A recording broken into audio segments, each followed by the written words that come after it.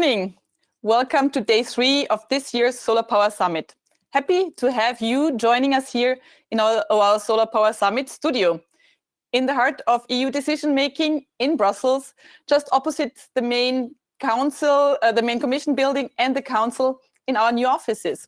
For those who attended this morning's yoga session, I hope you are completely de-stressed after the sun salutations and the power is with you throughout the day. For all the others, we will be energizing you with great sessions. We bring to you thought leaders who are driving sustainable change globally this morning. Later this morning, I will be interviewing Francesco La Camera, Director General of the International Renewable Energy Agency. From 1:30 to 3 p.m., you will be invited to get active by joining one of the tables which are made available for you to meet peers, business partners, and our SolarPower Europe team. Unfortunately, we cannot serve you drinks, but even without drinks, we are doing our best to make your visit to one of the many tables enjoyable and rewarding. And as we are all sitting far too much these days, we will be proposing a wellness dance break afterwards. So please join us also for that. Our Solar Power Summit, Driving Sustainable Change, would not be complete without our Solar4 Sustainability session. We are looking forward to discussing how our sector can become even more sustainable with sustainability trailblazers. And we're very proud, very proud to present to you our new Solar Sustainability Best Practice Benchmark. We will be closing the day with our first Sustainability Awards. The awards will be introduced by nobody less than Bertrand Piccard, founder of the Solar Impulse Foundation and a modern explorer for sustainability. He will introduce to us his 1,000 solutions, and then it will be your turn. Please join us and vote for the best sustainability project. It is up to you to tell us who will be the winner of our first Sustainability Award. So please share your thoughts and also share your thoughts with us on social media using the hashtag SolarPowerSummit. But for now, let me hand over to my dear colleague Mate Heiss, Director Global Affairs at SolarPower Europe, who will be moderating the Solar4GlobalChange session. Looking forward, Mate. Thank you, Walburga. Good morning, everyone, and welcome to the Solar4GlobalChange session of the Solar Power Summit. As mentioned by Walburga, my name is Mate Heiss. I'm Director of Global Affairs at SolarPower Europe, and it's my pleasure to be the moderator of this session, supported by GET.invest. So we will start with a keynote presentation by Mr. Koen Doens, Director General for International Partnerships at the European Commission, about the reform of the European International Cooperation Framework with a focus on renewable energy development in emerging markets. And this keynote presentation will be followed by a panel discussion with leading policymakers and industry representatives about how the EU, its member states, and the solar industry can join forces to drive the global energy transition together. So without much further ado, I would like to invite Mr. Koen Doens, Director General for International Partnerships at the European Commission, to deliver his keynote presentation. Koen, over to you. Thank you very much, and real thanks to SolarPower Europe for the invitation to speak today. It's a real pleasure to address your industry at this critical moment in time, when basically all eyes are on sustainable and green recovery. And I'll structure my presentation along 3 main themes: politics, policy, and instruments. Politics for me is really the means to a better world, and policy is an attempt to define what that world should look like, and then instruments are the means by which we can achieve what we set out to do. So first, politics. I mean, climate change and the global environmental crisis are really the defining challenge of our time. 200 years of rapid economic growth have wounded our planet, and one of the European Commission's top priorities, the top priority, I would say, for its current mandate, is to really set the pace to reverse this trend by making Europe the first climate neutral continent and by partnering with other countries across the globe, with regions in support of our global climate and biodiversity goals.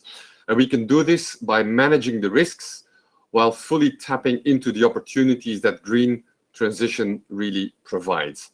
I think it's fair to say that our citizens want real action on climate change, and they want Europe to lead the way. And the pandemic has, of course, only reinforced the relevance of this vision. To set the world on a sustainable path is not just a generational duty, it's really also economically the sensible thing to do.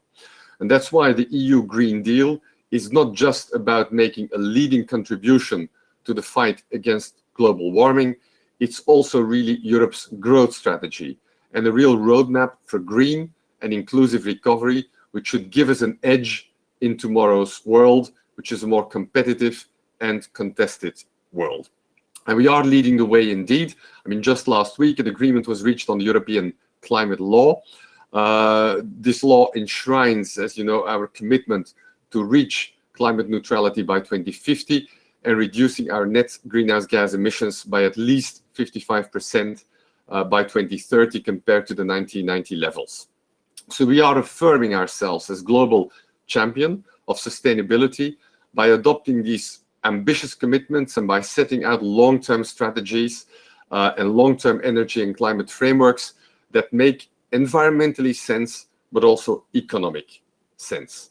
Now, reality, of course, is that Europe accounts for less than 10% of the world's greenhouse gas emissions. And so it makes no sense to try and tackle the climate and environmental crisis alone. It's only through cooperation with the rest of the world, dialogue with partners outside Europe, that we can really make a difference. And that means leveraging our different policies in our international partnerships. Which brings me to my second point, policies. I mean, one important, crucial policy focus at the heart of the Green Deal is sustainable energy and climate resilience. I think we want a future where electricity from renewable energy provides opportunity for inclusive and sustainable growth and job creation without damaging the planet. Renewables used to be a mainly, if not exclusively, environmental choice. But today, it really makes economic sense. There's a strong business case for the energy transition. So we want to promote a kind of global green energy transition with our partner countries, which would aim at increasing the share of renewable energy, improving energy efficiency rates, and of course, contributing to achieving universal access to affordable, reliable, sustainable, and modern energy services. And nowhere, I think, are the stakes as high as in Africa. I mean, sub-Saharan Africa remains the region with the largest energy deficit. 600 million people do not have access to energy.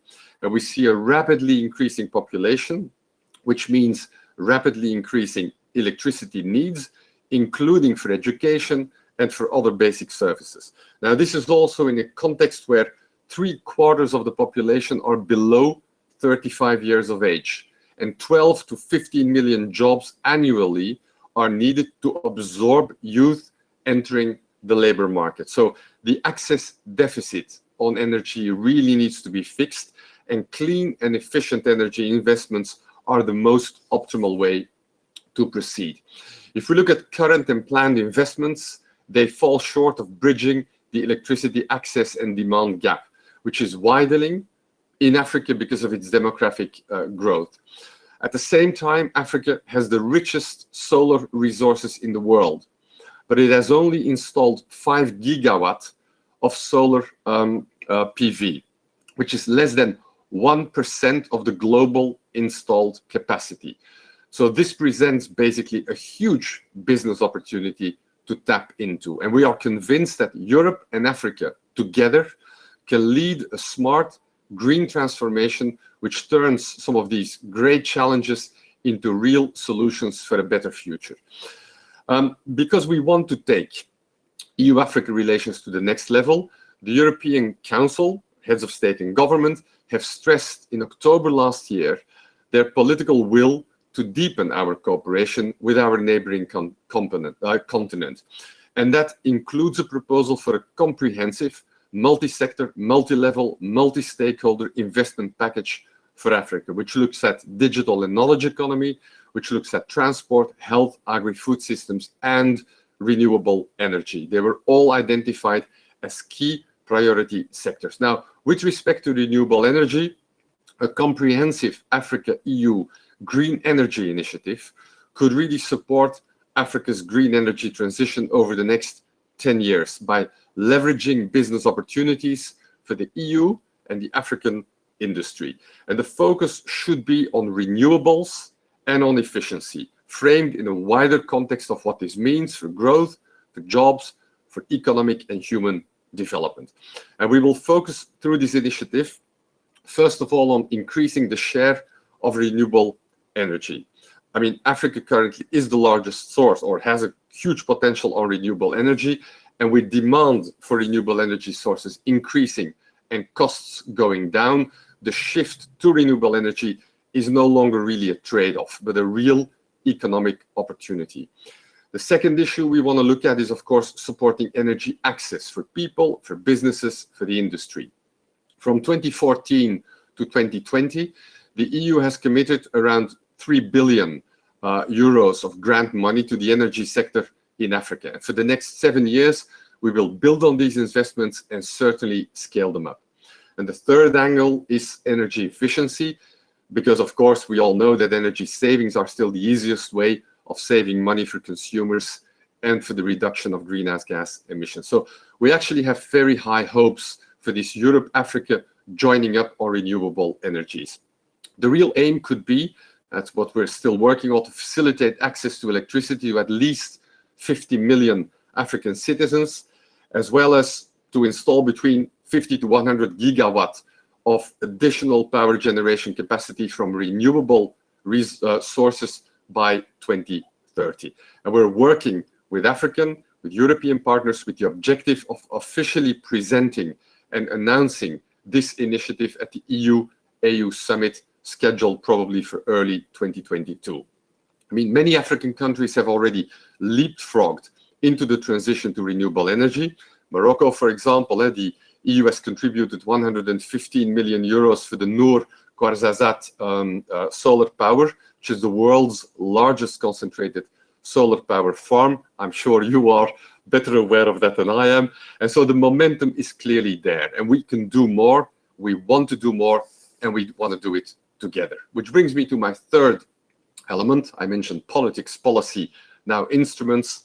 And I want to start with Team Europe. I mean, we're at the start of a new programming period, and we have designed Team Europe as a real method to work together with our member states, with our development finance institutions, and with the private sector in a more flexible way, in a more impact-driven way, one that really allows us to have transformational impact on the ground. Because by combining resources, ways of working, expertise, tools, we can really build a strategic culture of cooperation. And we're currently working on designing a number of Team Europe initiatives focused on Green Deal priority areas, and of course, including specifically, I would say, the whole renewable energy agenda in Africa. We see, by the way, that overall, the energy sector is becoming more and more important, not just in Africa, also in what we do in Latin America, Caribbean, also in Asia and the Pacific. Now, importantly, we are putting the money where the mouth is. I mean, we're starting the programming phase of our next 2021-2027 external action budget, which amounts to more than 60 billion euros, of which half would go to sub-Saharan Africa. And I, as I've said, can anticipate that a sizable amount of this will really go to sustainable energy, because that's where we really want to put our focus on. We've also raised our climate ambitions across the scale with an overall climate finance target set at 30% minimum of our overall external action resources, up from a previous 20% target. Now, it's clear that EU cooperation funds, our ODA, Official Development Aid in itself, is not sufficient to live up to this. That universal access will not be achieved unless we also unlock and scale up public and private investment. ODA is only, I mean, the oil that lubricates the engine. It's very important, but it's not enough. It works on its own. It should be really the catalyst to lever these other resources. And that's what we are doing with the European Fund for Sustainable Development, which precisely focuses on crowding in private sector investment. And no doubt we'll come back to this later in the panel discussion, notably in the less developed and the riskier countries, which we then combine with establishing the right regulatory conditions for sustainable development. And we are using an existing portfolio of blended finance and guarantee instruments to lower the risks of investing in sustainable energy projects. If I look at it in terms of guarantee facilities alone, I mean, today we have more than 280 million euros set aside to support grid, on-grid and off-grid energy projects, mostly in Africa.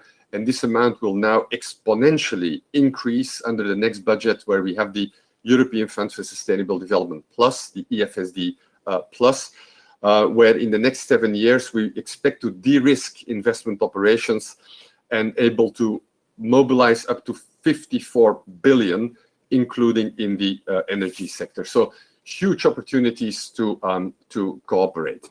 It's a bit too early to share more details, but I just want to confirm that we expect to maintain and enlarge a dedicated window to support private sector investments in energy with an increased number of guarantee facilities and a more diverse portfolio of risk coverage tools.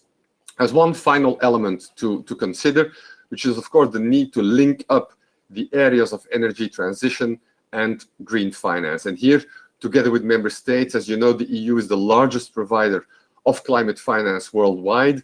Commission is investing a lot of energy into building consensus around the whole sustainable finance agenda at the global level.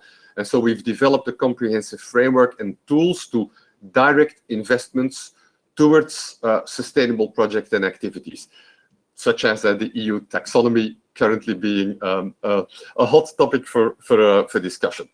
That applies within the EU, but also outside the EU, where we are supporting the coordination of international efforts to harmonize methodologies and definitions for green investments through the International Platform for Sustainable Finance. So lastly, greening investments also means, of course, ceasing support to investments in non-sustainable activities, such as fossil fuels, whilst at the same time promoting the just and inclusive transition, which I've already mentioned.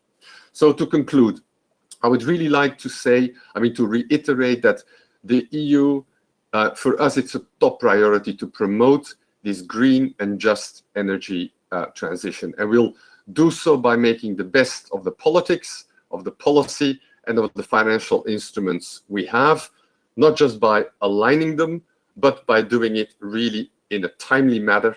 And we can not do it right without doing it with you. So very much looking forward to a continued intensified dialogue with the industry, building on the experiences we've had in the past to ensure that really the private entrepreneurs can work with us to build this kind of sustainable future and to put at work the right level of support. So together, I think that we can establish Europe as a real global leader of the energy transition, and very keen to work with you on all of that. Thank you very much. Thank you very much, Koen. Thank you for your inspiring keynote speech. And I think you managed to show us very well the very high level of ambition that the EU has to be the global leader of the energy transition. So with this, I would like to invite our other distinguished speaker to join Koen and myself here on the virtual stage, including Dr. Jürgen Zattler, Director General at the Federal Ministry of Economic Cooperation and Development of Germany. Jürgen, welcome. Gunilla Nilsson, Head of Climate and Energy at Swede Fund. Hello.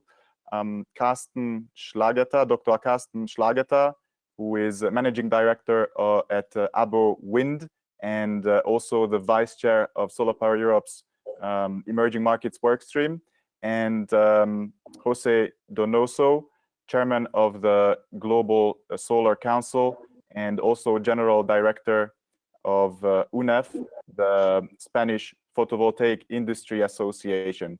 Welcome to all of you. Thank you for accepting our invitation, and looking forward to this discussion. And so with my first question, I would like to turn to Carsten and Jose to get some insights from the point of view of the industry. So from Koen, we heard that the EU has an unprecedented level of ambition and is lining up unprecedented amounts of instruments and initiatives to become a global leader in the energy transition and to support renewable energy investments around the world in emerging markets. But in order to kickstart the discussion, I would like to take a step back and hear from you, Carsten and Jose, what the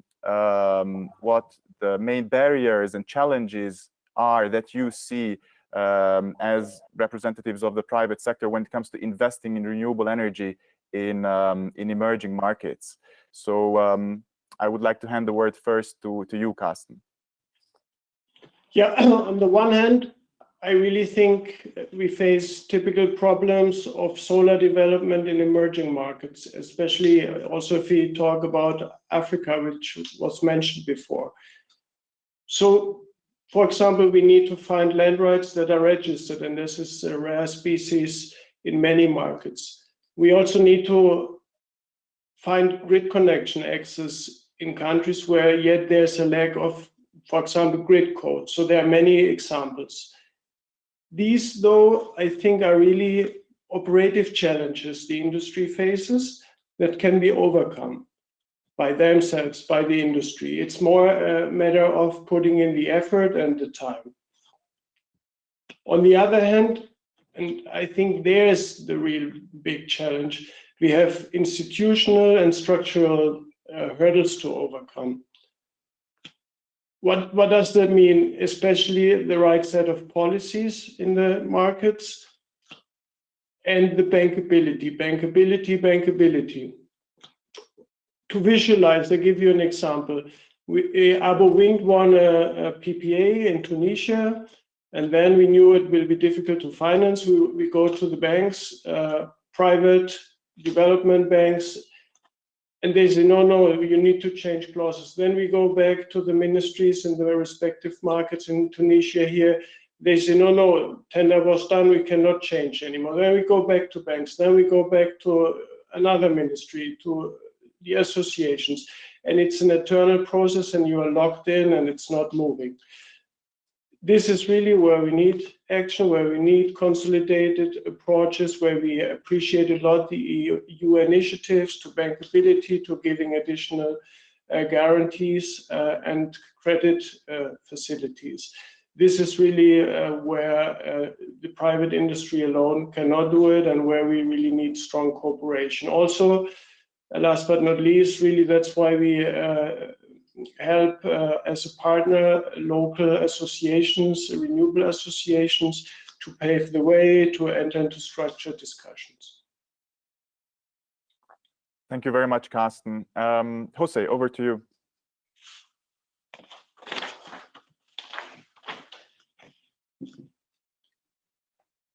Jose, I think you're muted. Sorry. Thank you, Matti. I think that the private investors ask the emerging market nothing very different than they ask to any other market. They wanted legal certainty, clear regulatory framework. We work in a regulatory field, and then we need to be confident that the regulatory framework will have certainty. And when some country fix some energy targets, the industry must believe that this target will be continued in the future. Because usually the period of maturation of our projects are long. In some occasion, they go far than one electoral period. Then we need political consensus in these policies. If the industry have no the confidence that is real, the bid of this country for the renewable energies, they will not invest because they will need 25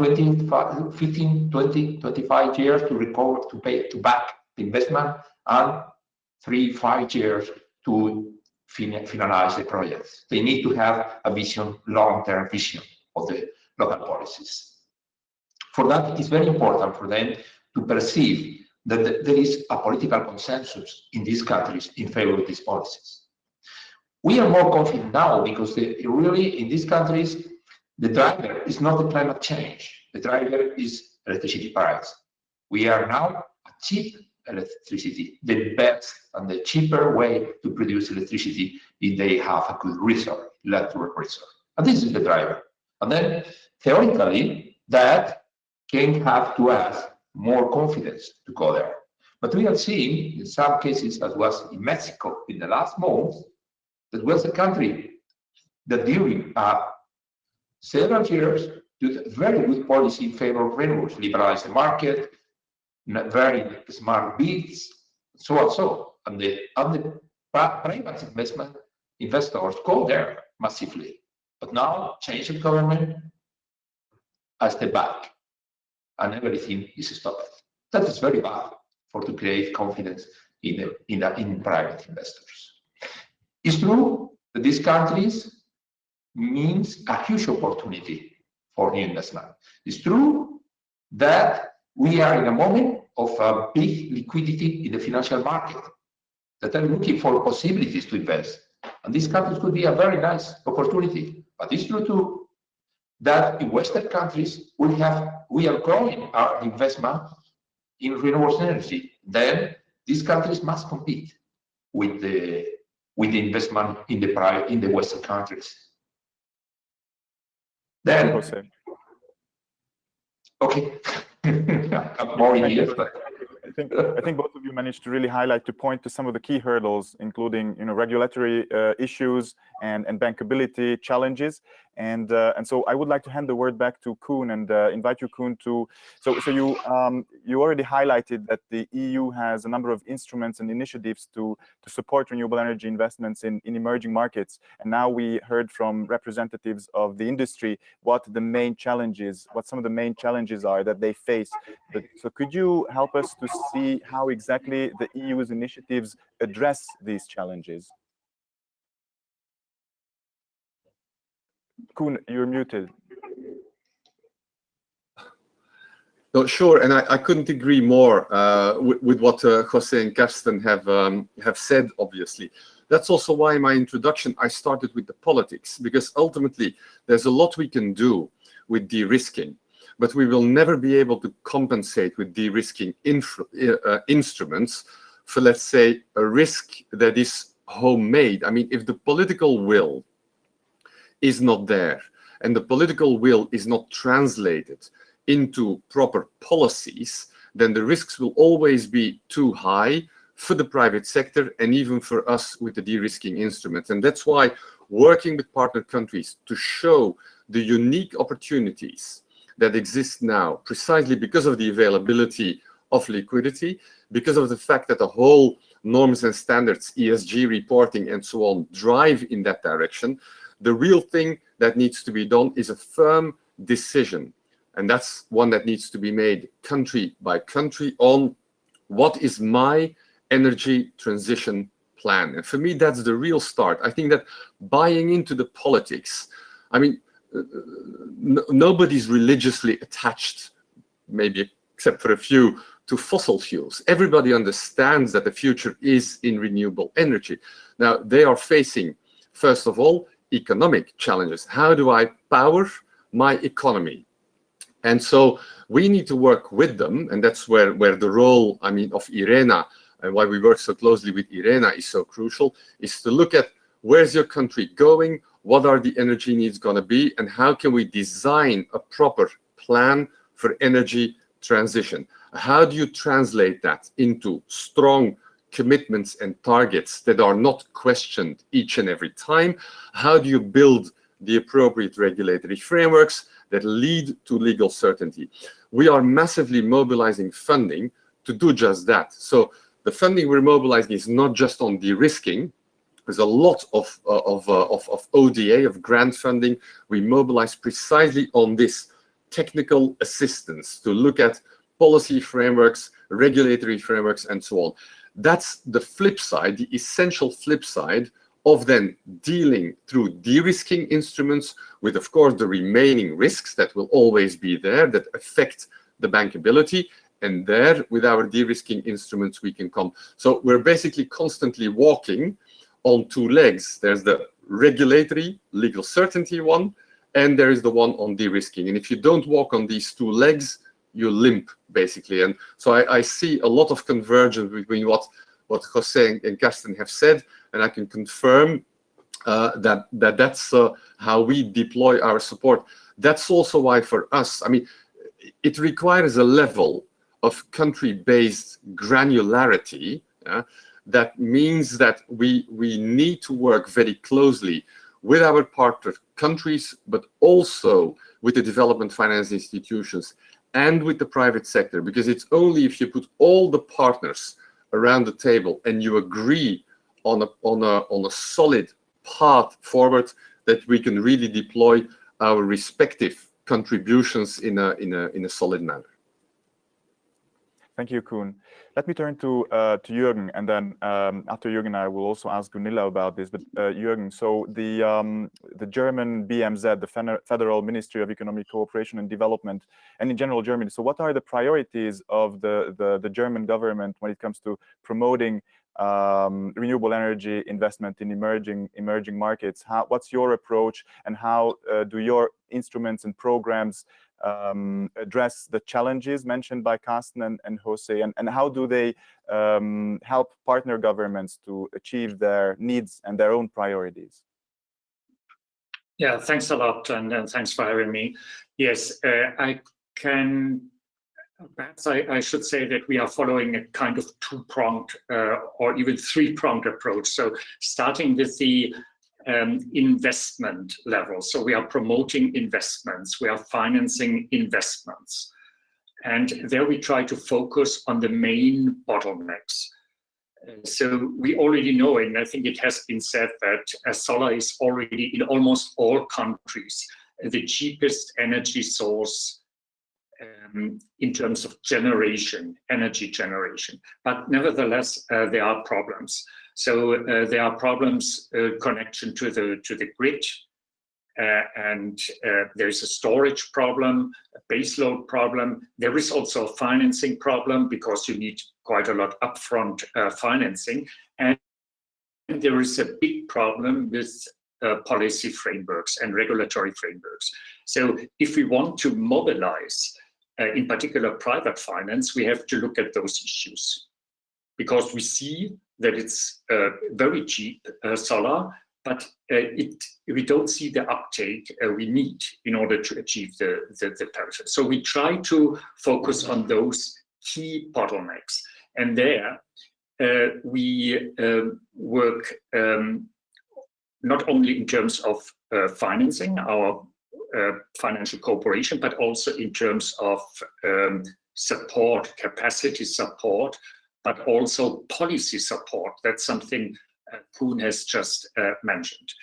So as I said, the regulatory policy frameworks is a problem in many countries, and there we try to focus on. And in that context, and at the third level, we work with our partners, with our international partners, with the European Commission, but also with the IMF and the World Bank. For example, we initiated the Green Recovery Initiative with the World Bank and the IMF, where we try to get both institutions better equipped, advising governments in the macro fiscal area. So, for example, if there are huge fossil fuel subsidies, it's very difficult to make solar investments viable. If there is no carbon price and harmful other taxes, then it's difficult to get that done. So we are working with them, with the World Bank and the IMF, to get those instruments adapted to this new world. And another point Koen said is countries and governments have to move. They have to make up their decision. Do they want to go this way towards energy transition, or do they want to stay in the past? I think this is a decision they have to take. We can offer to support them, but if there is no political will, if there is no will to change the policy frameworks, for example, then it doesn't really make sense. And therefore, we intend to work more with those countries who want to go that way, and really then to bring everything, all the instruments we have on board, and to use our advice, our financing, to bring in multilateral institutions to help those countries. We call that climate partnerships. We already have some experience, but we would like to roll that out. Thank you.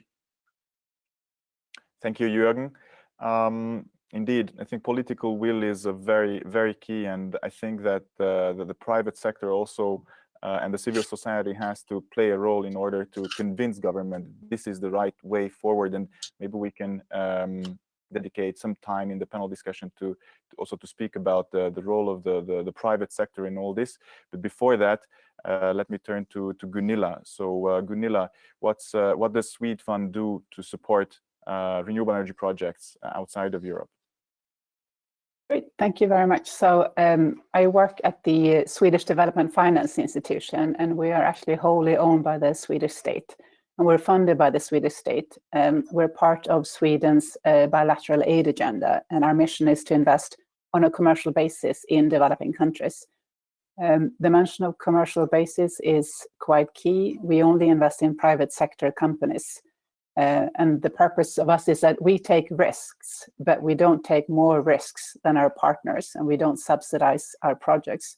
But our purpose is to find investable projects where we take risk and we have a long-term horizon. In terms of developing countries, we have a strong focus on sub-Saharan Africa. I think about 60% of our portfolio is actually in sub-Saharan Africa, and that goes across all our core sectors, of which energy and climate is one of our key sectors. We have a clear development mandate. You could say that we are an impact investor. And with respect to renewable energy, the rationale for our investments is that, as Kuhn mentioned, there is a significant lack of sustainable energy in developing markets. And this is actually something that hinders both social and financial development. So we focus on ensuring that there is more sustainable energy being produced and also being distributed. Another important aspect of what we do is that we need to mobilize private capital, because the financing needs in developing markets are so substantial that the SDG goals are not going to be met if the only funding is from multilaterals and bilaterals. So we are very keen to structure investments where private investors are interested in co-financing alongside us. And we managed to mobilize quite a substantial amount of private capital as well, which is really key to our mission. With respect to the energy transition, that's very much the core of what we do. We finance, and if we look specifically either on sub-Saharan Africa, but also in South Asia and Southeast Asia, we finance utility-scale solar projects. We finance off-grid projects, both off-grid projects that are targeting specifically residentials, clients, but we also finance off-grid projects that are supporting the industry. We see an increasing number of C&I projects, which is very encouraging because, as some of the colleagues have said, we really do need to all work together to make sure that we scale up solar investments. There was a mention before about some of the challenges that one faces, and it's true that the transmission network does need to be strengthened. But we can also see that this is one area where, for example, the EU has substantially participated in financing various studies and network strengthening initiatives. And that helps everyone because we are part of one part of the chain. And then there's other financing in other parts of the chain. And if we all work together, we can actually make sure that, for example, Africa reaches its potential when it comes to solar projects. I would say that, a couple of years ago, solar used to be, I wouldn't say more of a fringe activity, but it wasn't as commoditized as it is now. now in many of our countries of operation, solar has reached grid parity. It really is the cheapest and most efficient way of building new generation capacity, and we can see it. I mean, we are financing solar projects in countries from Malawi to Kenya to West Africa, and solar is now becoming the norm. And I think now it's really about taking the next step in terms of addressing, for example, off-grid. I mean, there's a huge lack of additional transmission network, and how can we all make sure that there is connectivity to everyone who's in need of solar projects? Just a few words to round things off. We are owned by the Swedish state. Almost every European country has a bilateral development finance institution like Swede, and we all work a lot together within a framework called EDFI. We work both in terms of actual projects where we co-invest, and we are also working together in order to make sure that early stage projects get off the ground. Colin mentioned what the European Commission is doing. For one example is Electrify. Electrify is a company that is largely funded by EC, the European Commission. And the purpose of Electrify is to make investments in early stage projects and companies across the renewable energy chain. And oftentimes these projects then get financing from Electrify, and a couple of years later, they have grown to a stage where they can be financed by other parties. And we see this as a very important part of how the EDFIs can work together and how we can work with the European Commission to make sure that we actually finance across the chain in terms of these various projects. And just, we do quite a lot within Team Europe as well. Every development finance institution is in and of itself a relatively small agent, but if we all work together, the total scale of us and the European Commission is quite substantial, and we are keen to do more in that area. Thank you. Thank you, Gunilla. And I think it's very good to have this overview now, what the European Commission is doing, what the German BMZ is doing, and what Swede Fund is doing. And many of you mentioned that cooperation is very important, not only on the European level, across European member states and between member states and the European Union, but also cooperation between public sector and private sector, between governments and the industry, and that the commitments and the global renewable energy transition and the green and just transition can only be delivered if the public sector and the private sector join forces. So let's now turn our attention to what the industry can bring to the table. So Koen, from your point of view, what role can the solar industry play to deliver the global transition, a green and just transition? Well, it's a bit restating, of course, what we've been discussing already. I don't think we can deliver the green transition without the solar industry. I think the case has been made already even from a purely economic point of view. This is the right thing to do. The potential is there. And actually, we see very much the solar industry as, let's say, the key partner of this, or actually the key driving force behind this. And if there's anything we would want, is to be able to accompany the solar industry. I mean, the green transition is not going to be delivered by development cooperation or by development funding, as Gunilla has also said. It's really, it requires governments to take the right decisions, to do it, to have the political will, and then the solar industry to bring the investments. And what we can do is to work around that with, framing conditions, with de-risking. The good thing on all of this is that you can see it happening, and the transition has started. If I look at solar investments done by the solar industry in a number of North African countries, in Latin America, you can see that it is picking up speed. That's also where the politics are moving. And so if there's anything we are keen about, it is about strengthening even more than we did in the past, this kind of partnership with the solar industry. Because, you have a knowledge of the field, of what it requires, of where the opportunities lie.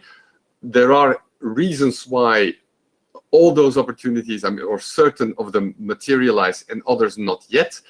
And we want to make sure that we can come in support of that, so that where there's a hesitation, that hesitation can be taken away. So I can be very short. The solar industry for us is the key partner in driving this green transition that we all want. Thank you, Koen. And I think that the solar industry is also ready to live up to that expectation. But let me now invite Carsten and then Jose to speak on behalf of two leading solar industry associations, SolarPower Europe and then the Global Solar Council, to tell us what these organizations, these associations are already doing to deliver the global energy transition. And also, please tell us about the biggest growth opportunities that you see. Carsten, over to you. Well, let's have a look at the forecasts. So we see alone 250 gigawatt, SolarPower Europe's forecast, in the high scenario in the next 5 years, in emerging markets alone, 250. If we look at the middle scenario, it's only half. So we see that the capacity, and we discussed that, Koen said it, Jose, everyone, it does not fall from the sky. Yeah, we need to close the gap of a middle and a high scenario. So SolarPower Europe is trying to help, as a partner, to close that gap. So how do we do it? We see at least three lines where we tackle the issues. First, we try to pave the way from our home market perspective. So we engage with the EU Commission, for example, and really we appreciate the discussions. We see it very positively. It's really open-minded. It goes into the right direction. So we engage in discussions. We also publish reports, for example, to identify interesting target markets from our perspective in Europe. Second, we already discussed that many times, we as an association need and try to improve the policy frameworks in the target markets. So we engage as partners, really as partners with local governments. So we did so, for example, last year with Tunisia, with Mozambique, also with India and Senegal. So really a diverse set, and also there we find open ears and move forward. And last but not least, we also, and I mentioned that before, but it's really important, we act as partners for local associations. We need to improve jointly our mutual understanding and the capacity building, and that's where we move. All these things are hopefully small steps that will improve the gap I mentioned before and make this huge, huge potential happen. And Mate, you asked me where I see additional growth options, and I see them in three areas. First is, we heard that before, is solar is a key cornerstone of the recovery programs. We will see tenders in South Africa now, tender series, we see tenders in upcoming in Colombia, all around the world, I would say.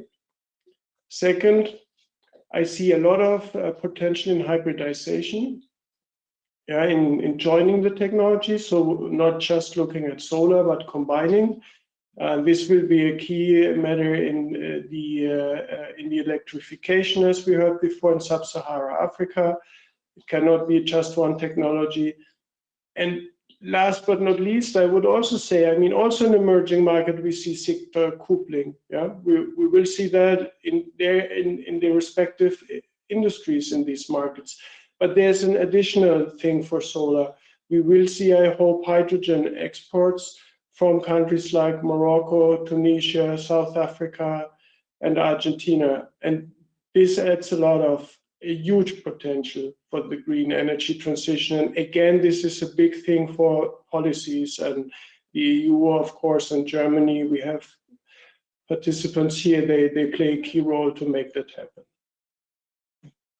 Thank you very much, Carsten.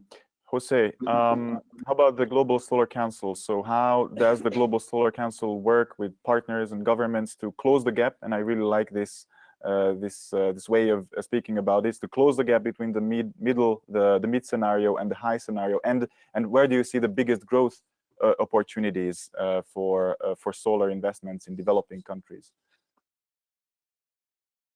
Jose, I think you're muted.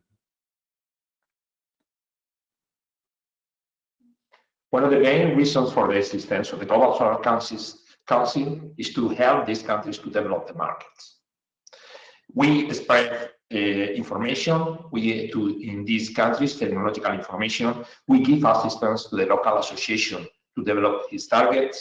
And particularly, we try to facilitate the contacts between companies and business opportunities. And in this sense, we have a very productive cooperation with SolarPower Europe that we are confident that will continue in the future. In relation with the opportunities, I agree with the words of Carsten in these opportunities, but in general terms, there is a huge potential opportunities. We have whole continents that we need to change this way to produce electricity, not only to change, because we have a major responsibility with these 600 million of people that Koen spoke before, that in Africa have no electricity. The traditional way to produce electricity showed that it was a failure for these countries. Now, solar technology is the right answer. But we need from the industry to be imaginative, to adapt the solution to the real condition of these countries and to develop new business models. But the opportunities from local, ground mounted plants to self-consumption to storage are very huge, immense. It's not only necessary to create the regulatory conditions, to have the political willingness, and to go with imagination. And there is the money, there is the interest of the companies. We need to create these conditions. Thank you, Jose. So now we heard from Carsten and Jose also about the biggest growth opportunities that they see, and I think there's a twofold answer to this. On the one hand, we see growth opportunities in certain segments and technologies such as hybridization, solar and storage, electrification, even green hydrogen, which is a very big topic in Europe, but is also increasingly being spoken about all over the world, even in Africa. And on the other hand, we're also, when it comes to big growth opportunities, we're also looking at specific markets. Koen mentioned that, of course, there is huge growth opportunity in Africa, and unfortunately, there's only a very little share of the global solar installations are installed in Africa. When it comes to pure economic growth, and looking at Asia shows that Asia will be a very big growth opportunity for the solar industry, for developers and exporting companies in Europe. So with this in mind, let's do a quick final round with Koen, Jürgen, and Gunilla. I'd like to ask you what your respective organizations are doing to help the industry to engage and tap into these growth opportunities, these future opportunities. So let's start with Koen. Over to you. Well, thanks a lot. I mean, you've all said it all. I think the growth opportunities are there. They're sectoral, they're geographic. We are ready for it. We're ready for it financially as we start a new programming period. So it's now that in the discussions we're having with all of you, we are laying the tracks on which over the next 7 years our trains will run. So it's really a strategic period we are in now. But what is clear already is that we are foreseeing much more funding to deal with renewable energy than we did under the previous multi-annual financial framework, and that we enlarge, let's say, the scope, the possibilities we have with our financial instruments through blending, through guarantees, the work we will do on investment climate, on business environment, on regulatory framework. So we're really ready to move to the next level. But if there's one thing I may add that we haven't addressed, which is this, of course, many of our partner countries across the globe are now basically have one top priority, which is how do we deal with the much broader recovery needs that they see from COVID-19. So there's the big issue on vaccines, on which we need to mobilize. If not, all the rest will not come. But there's also the provision of much more funding to the governments. I mean, compared to, let's say, the fiscal and monetary tools that we in Europe have or the United States have, I mean, most of the emerging markets, let alone the frontier markets, do not have that at all. And I think that the recent documents by the IMF, by Kristalina Georgieva, have been very clear. For us, this is an essential component, because unless we mobilize substantial funding that allows those economies to have, let's say, the oxygen that they need to boost recovery, all of this, what we're talking about now, will be hampered. And that's where the whole discussion, why we are, as a European Union, and notably our member states, so forward-leaning when it comes to the whole topic of debt relief, debt rescheduling, the decision that was taken on SDRs, let's say, the push we're having to increase concessional finance, bigger mobilization, I mean, optimization of the balance sheets of the IMF, the World Bank, the multilateral development banks. I want to bring in here as well the initiative that France launched last year and that the Italians, as a G20 presidency, are now taking over on the Finance in Common summit, basically driving globally the greening, the more sustainable funding of activities by not just the multilateral development banks, but also the national development banks. So there's a whole bigger macro scheme that, beyond what we do more specifically on renewable energy, on solar with the sector, there's a bigger macro scheme that we have to move in parallel. That's also why I made a reference to the taxonomy, which is crucial to drive the capital markets to sustainable investments, in which renewable energy, of course, is key.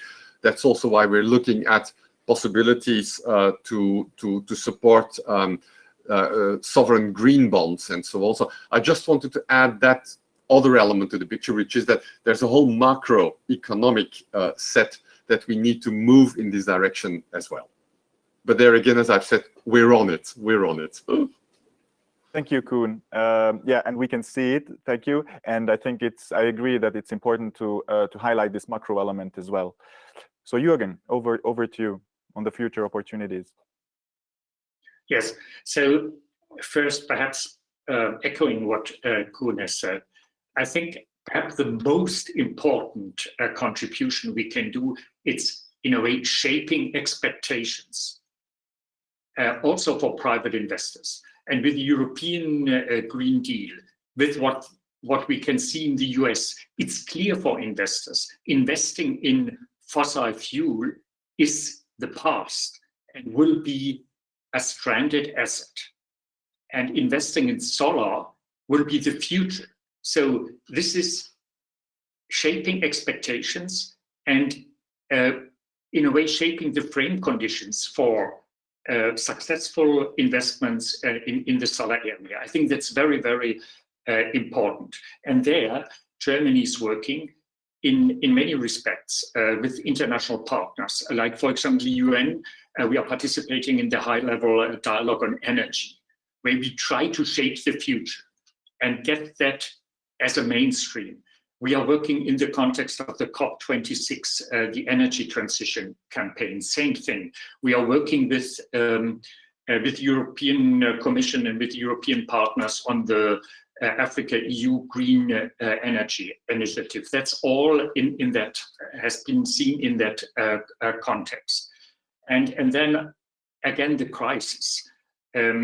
We see that in that crisis, there is additional money, additional funding by our bilateral corporations, by the multilateral development banks, by the IMF, the SDRs, and we try to get a handle on those and to shape it in a way which is good for renewable energy investments. I don't want to go into depth, but these are the main levers, I would say. But what we're also doing is, of course, supporting with our, in particular, bilateral instruments, supporting investors and countries to get the investments done on the ground. And there I would like, as we are in Brussels here, it is virtually, I would like to emphasize the role of our program GET Pro. Under GET Pro, GET.invest is the instrument to directly support the industry. It supports project development, helps companies and projects become bankable, because this has been mentioned here, and also to find the right financing. And so far, I can say it has already linked more than 50 projects with finance, equivalent to 750 million euro of investment. So GET.invest also supports the industry via collaboration with associations such as, for example, SolarPower Europe, for example, through this event here. Its sister instrument, GET Transform, supports public partners in providing the planning and the policy framework for investment. And we are also supporting the Energizing Development Program, which is mostly working in the energy access space. And this has been in operation since 2005, with very strong results, providing access to energy for more than 22 million people. And of course, we have our KfW, which only by mid-February this year supported more than 60 countries in a crisis response. And more than 4 billion have been committed. Over 3 billion have already dispersed from this crisis reaction we organized with KfW. I'll stop here. Thank you very much, Jürgen. And last but not least, Gunilla, over to you and Swede Fund. Thank you very much, Matti. Well, as I mentioned before, we make commercially sound investments that have a clear impact, and financing the rollout of renewable energy is very much at the core of what we do, and in fact, the core of what the Swedish government wants to do. And I think from our perspective, it is encouraging that solar is becoming more and more of a commodity. I mean, it's clearly very challenging to do the first solar project in a developing country. But we see more and more so that solar is becoming an intractable part of the energy mix in many of our countries of operations. We see a larger number of utility scale projects coming our way. We also see quite a strong focus on off-grid. And I would say that if I would say something about what we are specifically focusing on, it is really about making sure that the energy transition can proceed as expected, and that we also help finance connectivity, because that is very much a challenge in some of our countries' operations, to make sure that the power reaches the people and the end users. But we see more and more of such initiatives, and it really does help in terms of getting projects to bankability. Two more things just to mention would be that we see an increasing focus on C&I, which we think will significantly help scale up solar in many of our regions. We also see encouraging signs when it comes to storage. And we're actually now looking at a few projects where there is a very strong and modern storage component. So I would just wrap up by saying that to us, solar power isn't really sort of just a theoretical discussion, but we do see bankable projects on the ground, and we see an increasing number of such projects, which is highly encouraging, and really underscores the fact that the energy transition is on its way largely through the private sector. Many thanks. Thank you very much, Gunilla. And with this, we've also reached the end of our time allocated for the panel discussion. It was very interesting. Thank you for all the insights. So thanks a lot to all the speakers. Thanks also to GET.invest for supporting this session. Thank you to our audience for listening. And with this, I would like to hand it over to our CEO, Walburga Hemmetsberger, for the closing notes. Thank you very much, Mate. It was really great following the discussion. Let me start by welcoming the new instruments and the streamlined approach to support renewable energy projects around the world. it is really good to have Global Europe and have Team Europe. It is also important that the EU takes a leading role in the energy transition globally. And it is great to see and get confirmation from you, Koen, that the European Commission is not just very ambitious when it comes to decarbonizing Europe, but also when it comes to exporting these ambitions. And we heard that first and foremost, it is the political will we have to work on. We have to convince other countries in this world. That's what you also very much underlined, Jürgen, in this discussion. All the European initiatives we have heard about will be helping to achieve this goal. We heard that the EU and member states, and we've heard from the experience of Germany and Sweden, are not only providing financial support to renewable projects, but in emerging markets, but also are working with governments to address challenges related to regulatory aspects. We heard from Jose that it is about visibility, that it is about stability and confidence we need. And we heard about bankability. Carsten, you were very well underlining bankability, bankability, bankability. So in addition to the tools of development cooperation and technical assistance, we see that the tools of international trade are very important and being deployed increasingly. And we are very grateful for that support to the global energy transition, which we also think is highly important. I would like to quote you, Koen. The solar industry is the leading partner when it comes to the Green Deal diplomacy. And I can just assure you that the solar industry is ready to really take on this challenge. And we would want to work even more closely with you and with the member states to deliver the objectives of the Green Deal and the Green Deal diplomacy, obviously. We are very much looking forward to continuing that exchange with you, with the European Commission, with the member states, providing insights from our industry on all the subjects which have been touched upon today: financial support, technical assistance, policy advice, and international trade. We also do think that really supporting local renewable energy associations, as has been mentioned during this discussion, is also key to really shape the renewable energy deployment in emerging markets. So SolarPower Europe, as Carsten already mentioned, is really working very hard together also with GET.invest to strengthen associations in Africa. GET.invest's work in this regard, and I really want to underline that, is very, very valuable. And this practice should also be taken up and replicated in other markets when it comes to Asian markets, Latin American markets, the MENA region. So this is very important to also be taken forward in other regions. So for me, it only remains to thank you all. Thanks to all the panelists. Thanks also to you behind the screens watching us. Thanks to GET.invest, who made this session possible. Thanks for your support in the side event of the SolarPower Summit. And I wish you all a very pleasant further day. I would like to take this opportunity to make you aware of everything which is happening afterwards. I hope you at your screens enjoyed this session as much as I did. Take the time now to stretch. We're going to continue, and we would love to see you back at 11:50 for my interview with Francesco La Camera, the General Director of IRENA, the International Energy Agency.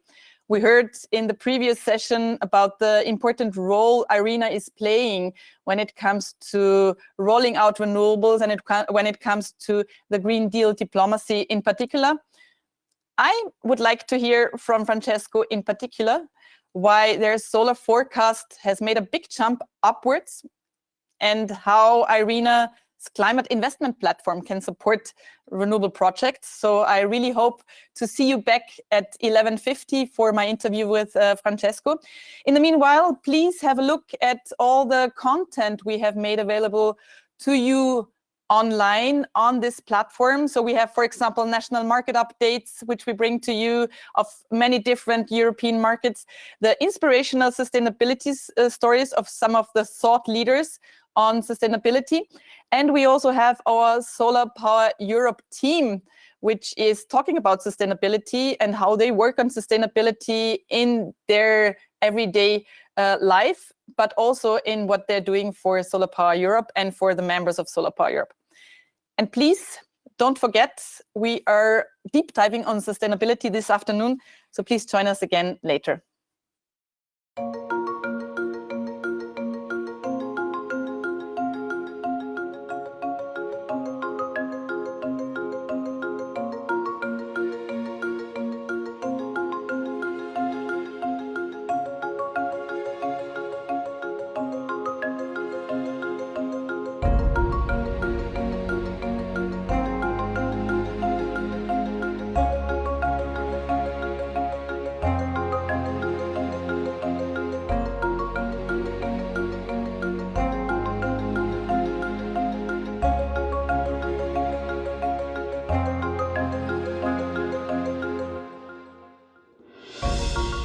There's a satellite image photo that's fairly famous of, the world at night, and you can see many unlit areas of Africa, most of the non-urban areas not connected, not part of national grids right now. I think that you'll start to see pockets of light pop up that are not connected actually to the main grids that you would currently see. You're going to see the off-grid areas starting to grow and expand into those unconnected areas at a faster pace than the grid expansion is occurring. Solar power is definitely going strong, and the future is bright. The costs keep coming down, there's new technologies and new approaches that keep getting combined in exciting new ways. When a farmer switches from manual watering or depending only on rain for their farm, and they switch to a solar water pump, they're able to at least double their income, and oftentimes much more than that. We've put so much effort in developing our own people. Our current HR director started in the call center. The lady that's running the whole call center, she used to work in the shop. When it comes to Africa, my number one advice to anybody, whether they are investors or solar companies looking to expand into the region, is Africa has a lot of opportunities when it comes to renewables, solar specifically, and within solar, there are opportunities in the utility scale, the C&I scale, the mini grid sector, as well as the solar household sector.